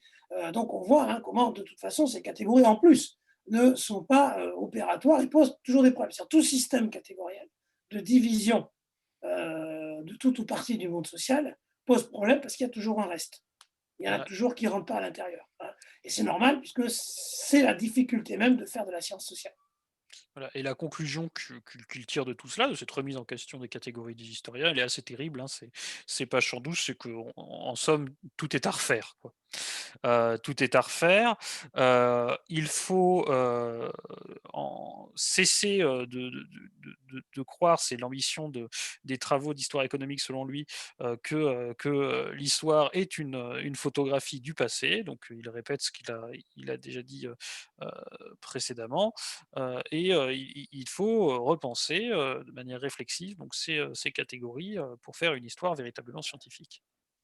Oui, pour lui, c'est très important parce que ça montre hein, qu'il y a une haute ambition pour ce que doit être l'histoire et que ce qu'il vise, c'est la confusion entre l'érudition et la science. C'est-à-dire ce qu'il dit à ses interlocuteurs historiens, c'est que vous croyez faire de la science parce que vous faites de l'érudition, et moi je vous dis parce que vous faites de l'érudition, vous ne faites pas de science. Oui, tout à Puisque fait. faisant de l'érudition, vous vous interdisez la comparaison, la causalité, etc. Et vous reconduisez tout à la subjectivité et à la contingence. Hein. On voit comment tout fait système hein, et tout est construit autour d'une seule et même critique hein, de la méthode historique, qui est justement une méthode qui met en avant l'érudition et non la science. c'est-à-dire la connaissance expérimentale indirecte, pour revenir à ce que nous avons dit au début. Oui, ce qui se dessine derrière le propos de Simian, c'est une certaine lecture du progrès, scientifique, enfin progrès scientifique, qui ne concernerait pas, pour l'instant les historiens puisque trop attachés à leur, manière de faire de l'histoire, quoi. Et il l'écrit d'ailleurs, hein, page 113: «L'historien qui se défend de faire de la science sociale, de chercher et d'établir des rapports scientifiques, des lois entre les phénomènes, de constituer des types et des espèces, croit en vain se passer d'idées préconçues et de plans organisateurs. Seulement, ces idées et ces plans retardent. Ils ne répondent plus à la demande actuelle de la science.» Et il va, c'est la partie 9, utiliser Paul Lacombe, ici de manière positive, parce que Paul Lacombe condamnait l'érudition historique, et il conclut par une phrase qui devrait être méditée, hein: l'œuvre historique continuée dans le monde traditionnel pourrait se poursuivre longtemps. Elle ne donnerait pas plus de résultats scientifiques dans un siècle qu'aujourd'hui. C'est-à-dire que ce qu'il dit, c'est qu'on peut ajouter énormément d'ouvrages, d'articles, d'érudition sur tel ou tel aspect. On n'en comprendrait pas mieux la société ou les phénomènes sociaux qu'on entend étudier. Il y a donc, pour François Simian, quelque chose de vain dans l'érudition, si l'érudition est la fin de l'activité historienne.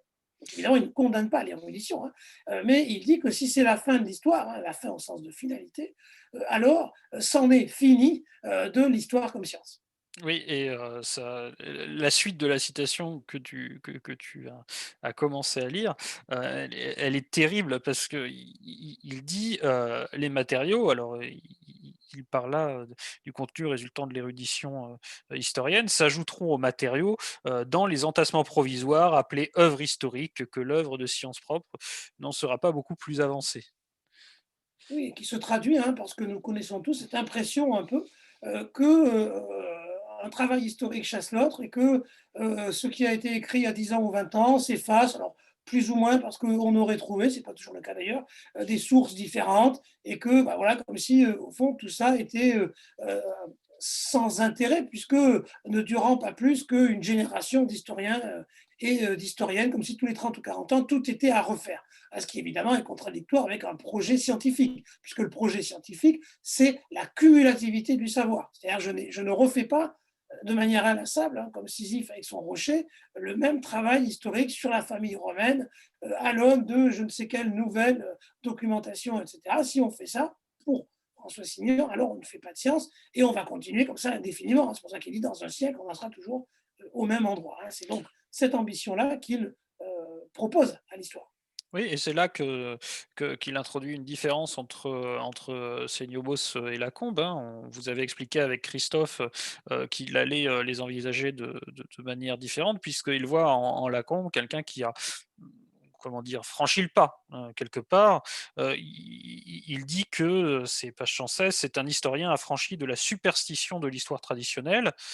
Puisque, et donc là je continue de le citer, partant d'une conception psychologique fondée sur l'analyse des mobiles de l'homme en général, il trace le plan d'une étude d'ensemble de la réalité sociale.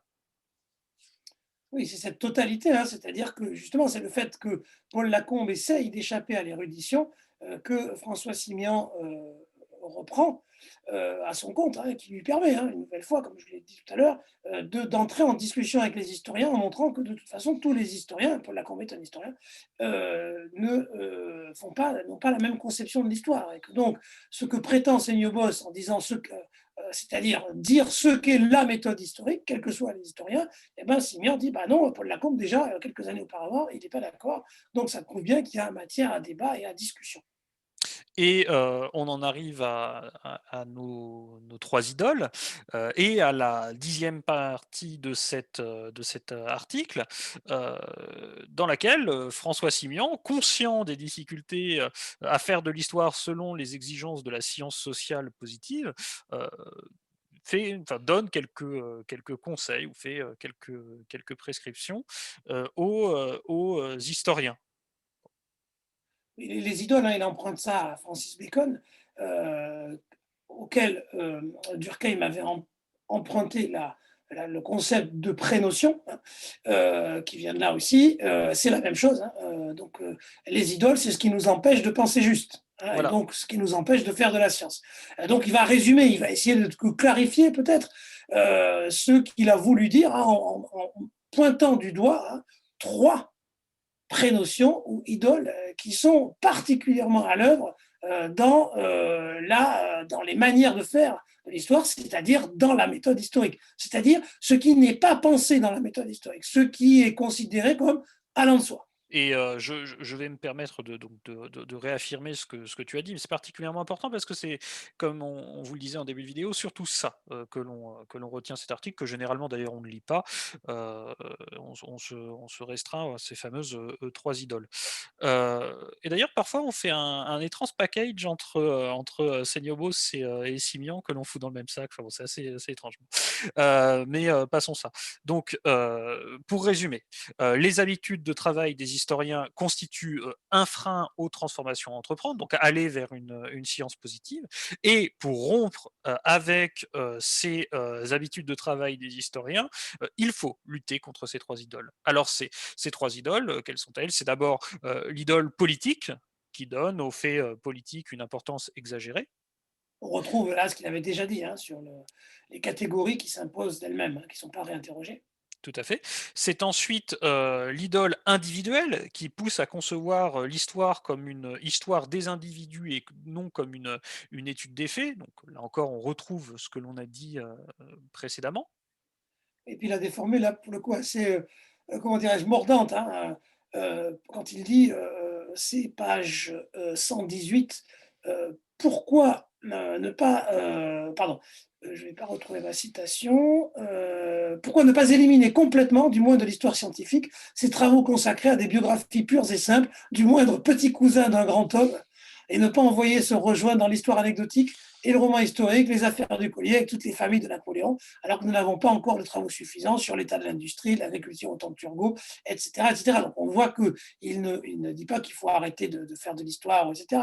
Il dit à quoi ça sert, c'est-à-dire que ça ne nous apprend rien de connaître la vie. Alors il ne dit pas qu'à la limite il ne faut pas le faire, hein, tout peut être étudié, mais voilà, est-ce qu'on n'a pas mieux à faire que d'étudier le énième petit cousin de Bidule qui va nous raconter la même histoire, hein, qu'une autre biographie, hein. Tous ceux et celles qui ont lu des biographies savent que parfois on a quand même l'impression, sinon de lire le même livre, du moins de lire des choses tellement proches qu'on ne voit pas très bien ce que ça nous apprend, hein, de plus.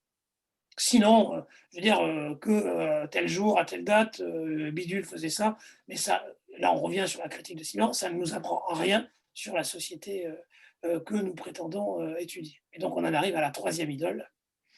Qui est l'idole chronologique. Alors sur la chronologie, hein, c'est très, très, très intéressant, je trouve, parce que on a vu, hein, déjà ce qu'il avait dit sur la chronologie, hein, mais il rajoute quelque chose, page 119, que je trouve particulièrement pertinente. Pourquoi l'histoire du présent ne se fait-elle pas avec la même sûreté que celle du siècle dernier? Sinon, parce que l'historien a besoin, pour comprendre le avant, pour en apprécier l'importance et en discerner les éléments, de connaître le après.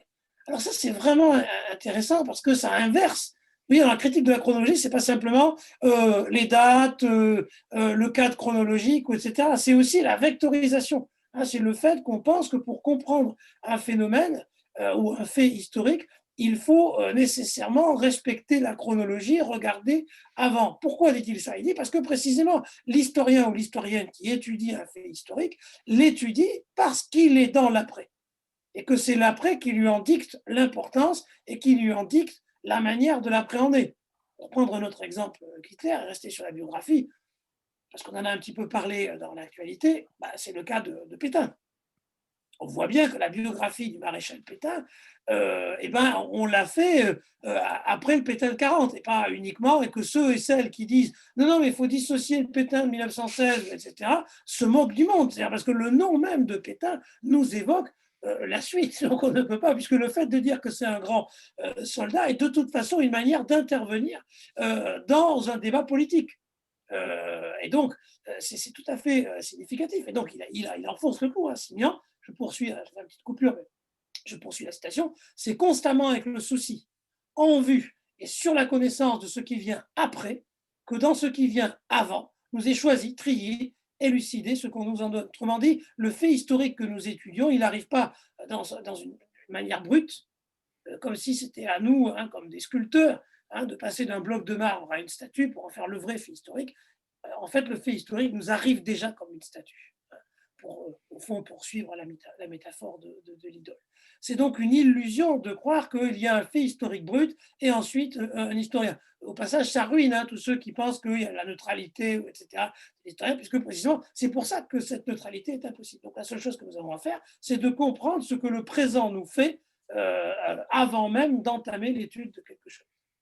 Tout à fait et je pense que l'on va s'arrêter sur cette, dernière, prescription de Simian donc sortir de l'idole chronologique, puisque ça fait quand même presque 2 heures que que l'on discute et l'on va vous souhaiter donc, bonne lecture, si ça n'est pas déjà fait, de cet article et l'on se retrouve donc la semaine prochaine, je pense, pour une vidéo qui sera consacrée à, Vidal de la Blache et plus largement au rapport entre la sociologie et la géographie, toujours en 1903 puisque 1903, c'est une année, dans laquelle, la les choses bougent beaucoup. Voilà. Bonne lecture, salut.